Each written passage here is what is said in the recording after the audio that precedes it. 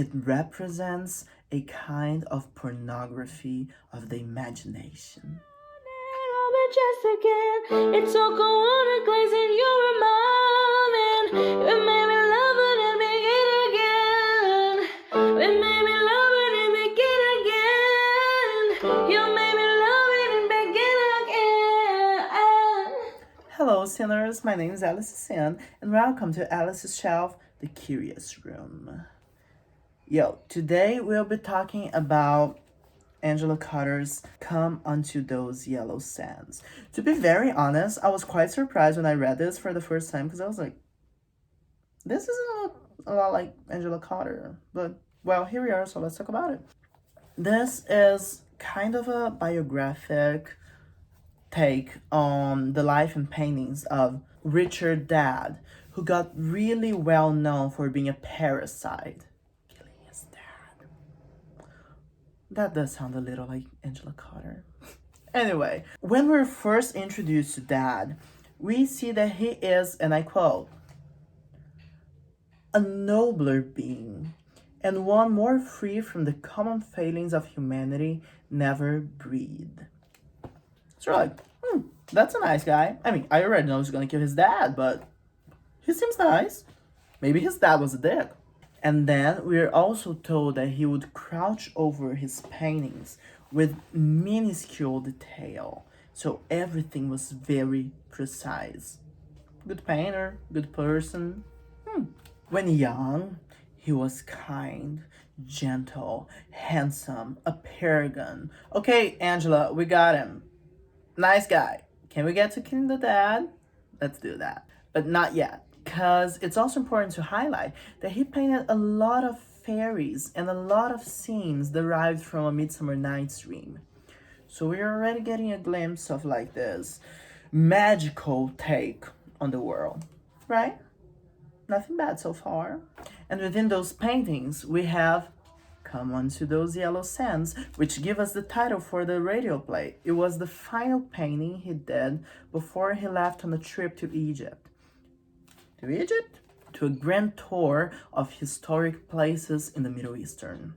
And it's a painting of like some naked people dancing a Spanish dance. Sounds hot. Well, in that trip, he gets, what does he get? Sunstruck. And then he starts hallucinating. And then we have mentions of the Sphinx and Oedipus Rex. He sees his friend he traveled with deal cards, and he thinks he's the devil and tries to kill him. Dealing cards, the devil. Didn't we just talk about the Tiger Bride like 2 weeks ago? Then he also starts to think that the Pope is satanic, and he becomes devout of Osiris, the Egyptian king, Egyptian god. After that, he goes a little crazy, and then people find in his apartment eggshells, which was the only thing he would eat, eggs, and paintings of a lot of his friends with their throats slit. Then he invites his dad to a park and kills him under the belief that his dad was the devil and that him, Dad, was actually Osiris. After that, his paintings change. They gain a hallucinatory clarity with no depth or movement, but a lot of detail.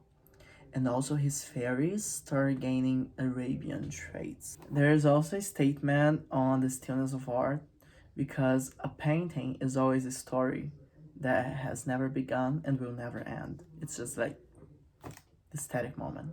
He was very liked by the doctors, and they say that in his paintings they couldn't find a trace of his madness, and that maybe he had to believe the whole Cyrus thing in order to deal with what he had done. There's a very important moment here for this channel, since we're discussing feminist criticism, in which he paints Crazy Jane based upon a boy wearing rags because there were no women around. So, what is gender? And finally, I suppose you could say that the old chap got on with his career as though nothing much had happened. That's the conclusion of the story. So yeah, I mean, he did kill his dad and he went a little insane, but he paid a lot of shit, so good for him. That was a weird play, to be honest. I really, I wasn't expecting it. And it's biographic, so there isn't much depth to it. But, well, there you go. The biography of a parricide. I hope you enjoyed it. And, well, I guess remember life is a sin.